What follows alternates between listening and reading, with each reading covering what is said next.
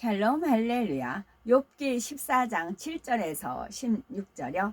나무는 희망이 있으나 지킬지라도 다시 움이 나서 연한 가지가 끊이지 아니하며 그 뿌리가 땅에서 늙고 줄기가 흙에서 죽을지라도 물 기운에 움이 돋고 가지가 뻗어서 새로 심은 것과 같거니와 장정이라도 죽으면 소멸되나니 인생이 숨을 거두며 그가 어디 있느냐.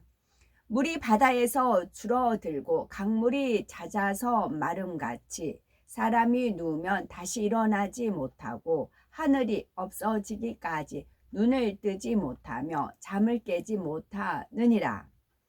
주는 나를 수월에 감추시며 주의 진노를 돌이키실 때까지 나를 숨기시고 나를 위하여 규례를 정하시고 나를 기억하옵소서.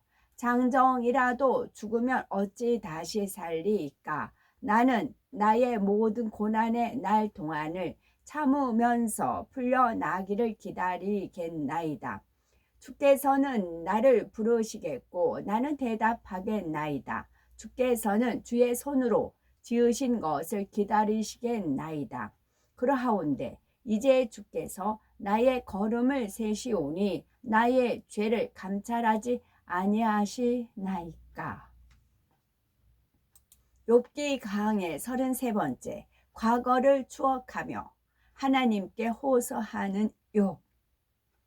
풍요롭고 화려했던 지난 날을 회상하며 하나님 앞에 호소하는 욥의 모습을 보며 하나님께서 원하시는 뜻이 무엇인지 말씀드리겠습니다. 첫째로는 영적으로 무지하여서 천국 소망이 없는 욥. 욥기 14장 7절에 나무는 소망이 있나니 지킬지라도 새로 심은 것과 같거니와 사람은 죽으면 소멸되나니 그 기운이 끊어진즉 그가 어디 있느뇨. 지금까지 욥은 하나님을 원망하고 탄식하며 이리저리 말을 해보았지만 아무 응답이 없자 한풀 꺾였습니다. 그래서 자신은 힘없고 연약한 여인에게서 난 자라며 인생의 비참함을 설명하더니 이제는 감히 하나님을 깨우쳐 주기 위해서 나무를 비우들고 있습니다. 나는 나무보다 못한 사람이니 긍휼히 여겨서 이제 좀 봐주십시오 라고 자신의 초라함을 하소연하고 있는 것입니다. 나무를 잘라내면 그곳에서 다시 움이 나고 가지가 끊임없이 자라나 새로 심은 것처럼 번성합니다. 또 나무의 뿌리가 땅 밑에서 오래되면 자연히 늙어지는데 그 위에 가지는 여전히 살아 있습니다. 어떤 나무는 줄기가 흙 속에 박혀 있을지라도 거기에서 또 움이 돋고 가지가 뻗어 나가지요. 그런데 사람은 죽으면 그대로 소멸되기 때문에 욥은 소망이 없다고 말하고 있습니다. 사람이 그 기운이 끊어진다는 것은 사람에게 있던 힘, 즉 명예, 권세 등 이 죽음과 함께 무로 돌아가 버린다는 의미이지요. 그런데 하나님을 믿는 사람으로서 이런 말을 하는 것은 옳지 않습니다. 하나님을 믿고 구원받은 사람들은 호흡이 끊어지면 몸은 흙으로 돌아가지만 주님이 공중에 강림하실 때 다시 신령한 몸으로 부활하여 공중으로 끌어올려집니다. 사람이 죽어도 영혼을 소멸되지 않고 천국 대기 장소에 머물다가 주님 강림하실 때에 신령한 몸으로 부활한 자신의 몸과 결합하여 영생하는 것입니다. 그래서 고린도전서 15장 20절에 이제 그리스도께서 죽은 자 가운데서 다시 살아 잠자는 자들의 첫 열매가 되셨도다 라고 하여 하나님을 믿는 사람이 죽으면 잠잔다라는 고 말씀하는 것이지요. 욥기 14장 11절에 물이 바다에서 줄어지고 하수가 잦아서 마름같이 사람이 누우면 눈을 뜨지 못하며 잠을 깨지 못하느니라. 바다의 물은 수증기로 올라가는 것 같지만 비가 되어 다시 내려옵니다. 산골짜기에서 시작되는 실개천에 모여서 시냇물이 되고, 시냇물은 흘러 강으로 가고, 강물은 또 흘러서 바다로 갑니다.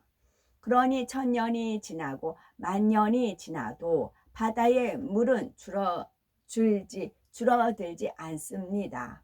만일 바닷물이 줄어들 정도라면 냇물이나 강물은 아예 말라버리게 되지요. 욥은 학식과 지혜가 뛰어난 사람이었기에 바닷물이 줄어들지 않는다는 것쯤은 잘 알고 있었습니다. 만일 바닷물이 줄어든다면 당연히 하수가 잦아서 마르게 된다는 근본 원리를 설명하고 있는 것이죠. 욥은 사람이 죽으면 다시 일어나지 못한다고 하였는데 이는 틀린 말입니다. 하나님을 믿는 사람이 죽으면 일어나지 못하는 것이 아니라 주님이 다시 오실 때에 부활하고 영생하기 때문입니다. 그렇다면 하늘이 없어지기까지 눈을 뜨지 못한다라는 것은 무슨 의미일까요? 흔히 세상 사람들은 어떤 일이 도저히 안 될 때 천지가 개벽해도 이건 불가능하다라는 표현을 합니다. 욥 역시 사람이 죽었다가 살아나는 일은 천지가 개벽해도 안 되는 일이다 라는 의미로 말하고 있습니다. 욥은 육적으로는 지식이 높은 사람이었지만 영적으로는 너무나 무지함으로 계속해서 진리에 맞지 않는 말들을 하고 있습니다.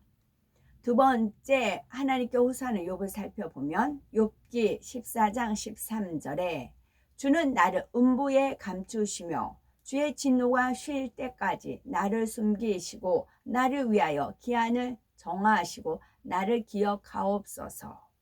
하나님께서는 누가복음 16장에 나오는 거지 나사로와 부자의 비유를 통하여 우리에게 음부에 대해서 알려주고 계시죠.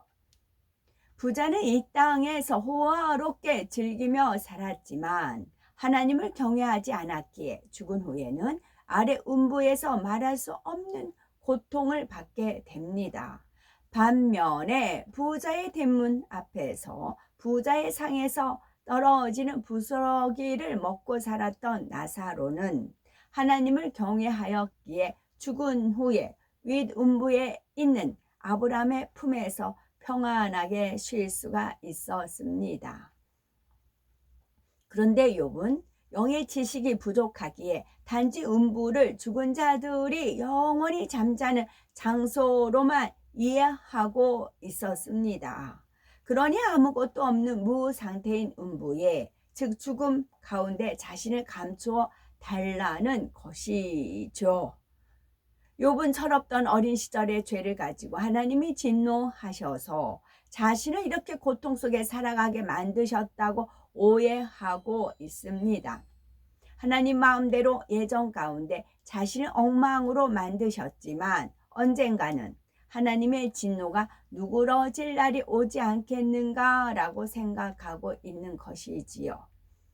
그러니 하나님의 노가 풀릴 때까지 기한을 정해 주세요. 그때까지 나를 감추어 두셨다가 그 기한이 차면 나를 기억해서 다시 살려주세요. 이렇게 간청하는 것이지요. 사람들 중에도 어려움을 만났을 때 이 괴로움이 언제 끝날는지 안다면 그 소망을 가지고 잘 참을 텐데 끝을 모르니 막막하고 더 힘들다 생각하기도 합니다. 문제가 해결될 때까지 잠들어 있었으면 좋겠다 말하기도 하지요. 하지만 그럴 수는 없습니다. 하나님이 연단의 기한이나 연단 방법, 해결 방법을 다 알려주시면 진짜 시험이 아니기 때문이지요. 욥은 이 어려움을 하나님이 주신 것이니 그 끝이 언제인지 알려주세요. 그리고 이런 괴로움을 당하고 있는 저를 잊지 말아 주세요 하고 호소하고 있습니다. 나무는 죽은 것 같아도 다시 움이 트지만 욥은 죽으면 그것으로 끝이니 불쌍히 여겨 달라는 것이지요. 가치 없는 여인에게서 태어난 존재인데다가 엉망진창이 된 몸으로 살다가 죽으면 다시 소망이 없는 심히 불쌍한 자이니 끝에 가서라도 자신을 기억해 두셨다가 다시 살려 달라는 것입니다. 욥기 14장 14절 사람이 죽으면 어찌 다시 살리이까? 나는 나의 싸우는 모든 날 동안을 참고 노이기를 기다렸나이다. 앞절에서는 자신이 음부에 있더라도 하나님께서 자신을 기억하여 다시 살려달라고 했던 욥이 이제는 사람이 죽으면 다시는 살 수 없다고 단정하고 있습니다. 말이 앞뒤가 안 맞는 것 같지만 이는 욥의 안타까운 심정이 담긴 말이죠. 욥은 영계의 법을 알지 못하니 한 번 죽으면 끝나는 것이 인생이라 생각합니다. 나의 싸우는 모든 날 동안을 참고 노이기를 기다렸나이다 라는 것은 욥이 만일 나무처럼 사람이 죽었다가도 다시 살아난다는 소망이 있다면 어찌 하나님을 원망하겠느냐는 것이지요. 즉 자신이 다시 살 수 있다면 참고 기다리겠는데 그렇지 않고 죽으면 끝날 뿐이니 그동안 참지 않고 마음에 서운한 대로 내키는 감정대로 말한 거라고 자신을 변호하는 장면입니다. 그러나 참으로 믿음이 있는 사람은 어떤 시험 환란이 온다 해도 받은 은혜를 잊지 않습니다. 영원한 천국이 있다는 것을 믿기 때문에 원망과 탄식의 말로 하나님을 성케 하지 않으며 오히려 기뻐하고 감사함으로 승리하지요. 만일 시험 환란이 왔을 때 기쁨과 감사가 떠나고 넘어져 버렸다면 이는 내가 마음으로 온전히 믿지 못하였다는 증거입니다. 욥은 성령을 받지 않은 상태라서 깨달음도 없고 자기 감정대로 분출하고 있지만 성령을 받은 하나님의 자녀들은 성령의 도우심을 받을 수가 있으니 어떤 시험 환란이 와도 감사하며 믿음으로 승리할 수가 있는 것입니다. 세 번째, 화려했던 과거를 추억하는 욥. 욥기 14장 15절 주께서는 나를 부르셨겠고 나는 대답하겠나이다. 그러하온데 이제 주께서 나의 걸음을 세시오니 나의 죄를 살피지 아니하시나이까? 사람들은 무엇인가를 의존하면서 살아갑니다. 어떤 이들은 물질과 권세를, 어떤 이들은 명예와 지식을, 어떤 이들은 가족을 의존합니다. 또 나는 아무도 안 믿고 오직 내 주먹만을 믿는다 라고 말하는 사람도 있지요. 그런데 사람은 내일 일을 알 수가 없고 권세도 명예도 지식도 영원하지 않습니다. 아무리 많은 재물을 쌓았다 해도 하루아침에 사라질 수가 있고 하나님께서 영혼을 부르시면 빈손으로 천국과 지옥 중 한 곳으로 가야 합니다. 그러니 잠언 27장 1절에 너는 내일 일을 자랑하지 말라. 하루 동안에 무슨 일이 일어날는지 네가 할 수 없음이니라 말씀한 것입니다. 가장 복된 길은 바로 창조주 하나님을 믿고 의존하는 것이지요.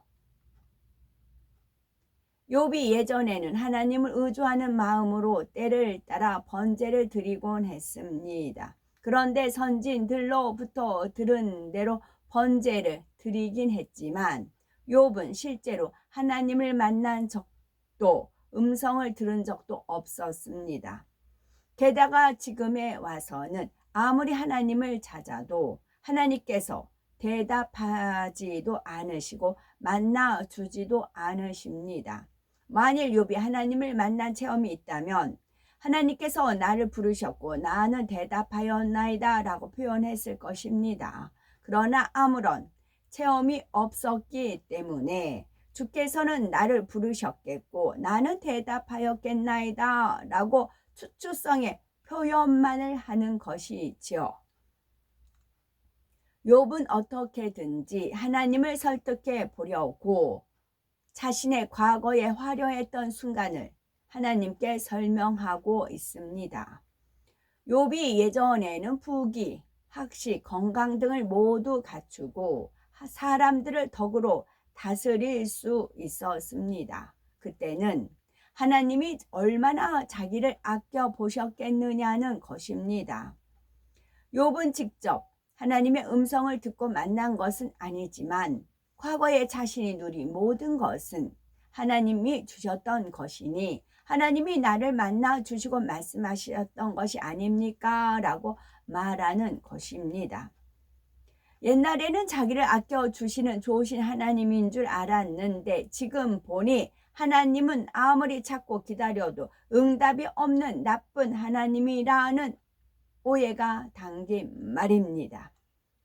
욥을 사랑스럽게 보시며 아껴주셨던 하나님이 이제는 마음이 변해 욥의 지난 발자취를 더듬어 오면서 어린 시절에 지은 죄까지 일일이 계산하여 이렇게 고통 중에 거하도록 만들었다는 것입니다. 예전에는 하나님이 저를 사랑하셔서 풍요롭게 만들어 주셨습니다. 하나님이 얼마나 사랑스럽게 저를 바라보셨나요? 이렇게 그래서 욥아 하고 부르시면 제가 대답했겠지요. 그런데 이제 와서는 나를 이렇게 비참하게 버리셨는데 그 까닭이 무엇입니까? 이렇게 따져 묻고 있습니다. 욥은 내세에 대해서 모르기 때문에 천국 소망을 가질 수 없고 연단 중에 원망탄식이 끊이지 않습니다. 그런데 우리는 천국에 대해 밝히 알고 있으며 무엇보다 새 예루살렘을 향한 소망이 있습니다. 그러므로 영원한 새 예루살렘에서 누릴 영광을 소망하며 모든 연단을 믿음으로 승리하는 복된 우리가 되셔야 되겠습니다.